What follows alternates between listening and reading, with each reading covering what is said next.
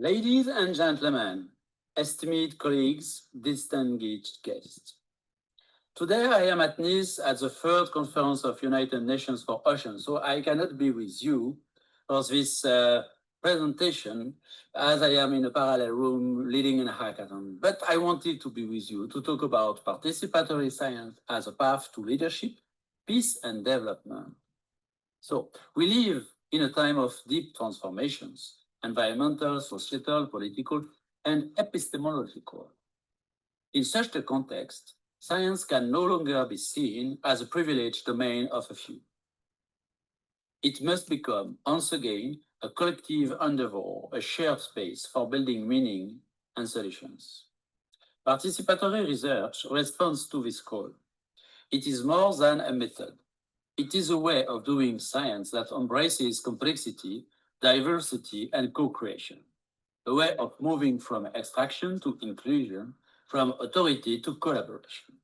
Today, I want to explore two interconnected ideas. First, that leadership is essential to the success of participatory research, not to dominate, but to nurture. Second, that participatory research itself is a powerful engine for cultivating new forms of leadership in communities, in institutions, and in society. And through this, I invite us to consider how participatory science can help us with not only knowledge, but also peace and inclusive development, rooted in dignity, dialogue, and shared responsibility. Firstly, how leadership can strengthen participatory research. Leadership as a posture, not a position. Participatory research doesn't happen by accident. It requires intentional leadership, but not the kind of leadership that imposes direction. Rather, a leadership that holds space, a space where trust, openness, and creativity can emerge. In this context, leadership is not about charisma or authority.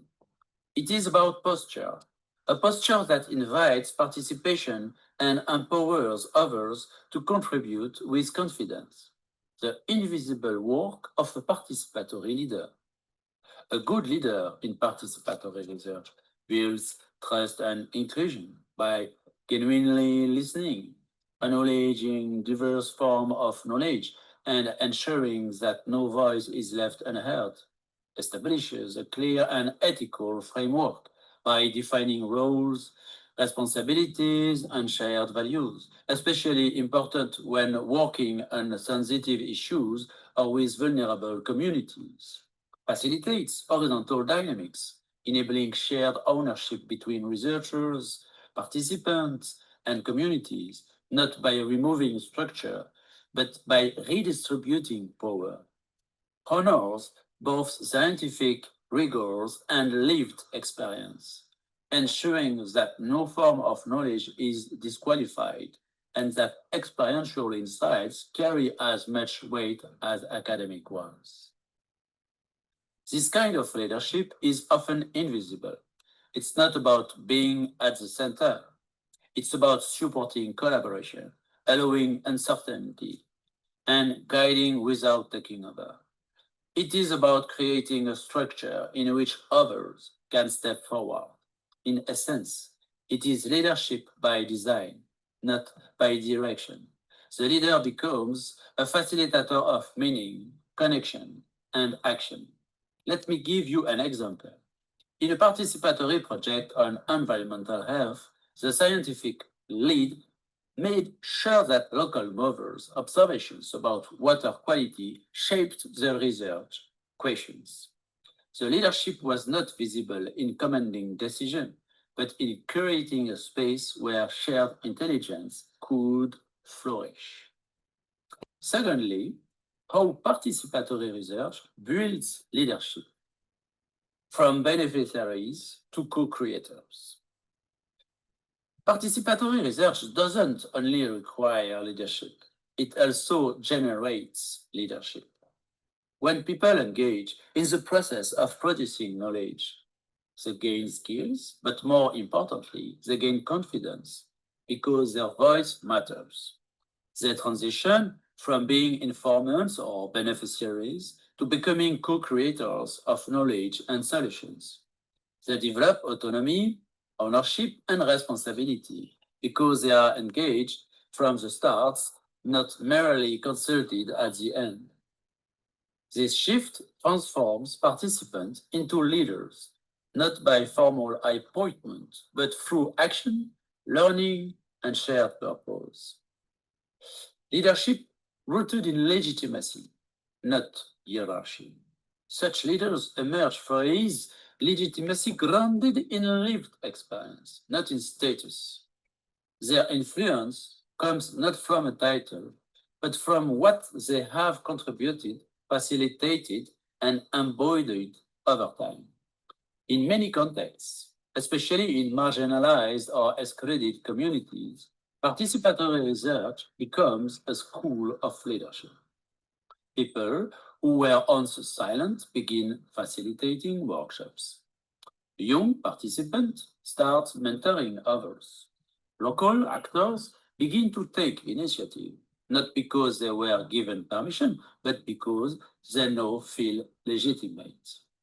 The power of participatory research lies in this shift from spectators to actors, from recipients to organizers, from passive voices to changemakers. It is a profound shift, not only in the architecture of science, but in the distribution of power in society. A new kind of leadership for a new kind of world. What emerges is a new kind of leadership, collaborative rather than hierarchical, situated and contextual rather than universal and abstract, modest but impactful, because it is grounded in a real experience and forged through real engagement. This is the leadership we need for complex, uncertain, and interconnected challenges. And participatory science is one of the most powerful ways to cultivate it. In conclusion, I wanted to see with you the point of science as a common ground for peace and development. Let me conclude with a conviction that is both practical and hopeful. Participatory science is a lever for peace and a driver for sustainable development. Why? Because it brings people together across differences of knowledge, status, background, and worldview. It rehumanizes science. It reconnects institutions with communities. It restores the sense that everyone has something to contribute and a right to shape the future. By supporting inclusive leadership and valuing local knowledge, participatory science makes development more equitable and makes peace more lasting because it's rooted in dignity, dialogue, and shared agency. It doesn't just help us know more, it helps us live better, govern more fairly, and act more wisely. So, if we truly want a future where knowledge is a common good and science is a tool for collective flourishing, then we must embrace leadership that enables participation and participation that builds leadership. Let us support these approaches. Let us learn from them. Let us expand them across sectors, across geographies, across generations. Because from shared knowledge grows shared power. And from shared power, we can grow peace. Thank you.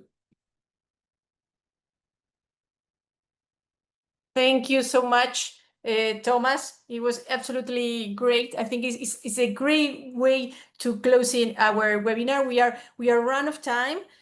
As before I lend the closing to dear Violeta, I would like we have started with 5 revolutionary drivers, isn't it? So now I will end with 6 because we need to add more revolutionary drivers. So it's part of all your presentation. And if I have to say, it's like a hashtag. You will have to do a hashtag. This is the 6th hashtag. Powerful participatory research as a new way to lead. co-creation, social contract, speaking up, insertion of values and tech, and finally, trust. This is the glue for all of us. Violeta, thank you so much. Thank you all your strawberry leaders. And please, Violeta, if you close with always with your powerful leadership. Thank you. Wow, excellent. Thank you all. Thank you, Mar, for bringing this together, for inviting such special guests from all over the world. And I think I've said it all in the comments. I'm not going to spend more of your time, but this is something that this is a topic that definitely needs more and more engagements. And we have to dare to challenge what we think is a establishment and taboo, and that's where the true innovation evolves. So I'm not happy with the way how we are so satisfied and we keep improving something that is not delivering. That's why I see in each of you an inspiring sparkle, because you have offered a little bit different view, a bit different angle, and this is what we need to recognize that humanity is just starting to evolve. And because we are just starting to evolve, we have to give ourselves a chance to also develop tools that will help us to continue along down the path of humanity and balancing ourselves with everything around us. So anyway, very exciting. Thank you very much. And as I said, we will publish this on our social media. And with saying that, I'm closing the recording.